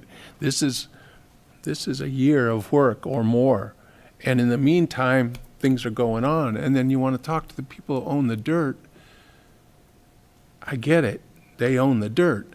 But don't talk to the people that live out above Harrison or Apple Way, because they're just, I just feel like we're going to get spanked up there. And I understand. Don't get me wrong. I'm not one side or the other. I'm just, parking access on Sherman. Well, okay, we did the the street, and then I guess the new Hagedon building will have their parking lot underneath, so they need to get off of Sherman, right? They already have a driveway. If you've got the driveway, does that give you access? No, they'll be accessing off the alley, and Really? then they'll have a parking structure that's off of Lakeside as well. So that isn't the same justification we just did for the for the hotel over here. So the Marriott has it off of, right, because they were different. Well, also Hagedon Corporation had the ability to have two different lots, so their parking is different how they've oriented that. Okay, so the access on Sherman for the Marriott was because there was already a driveway there, yes? It was because it was a vehicular-oriented section of Sherman, which we're going to be modifying that.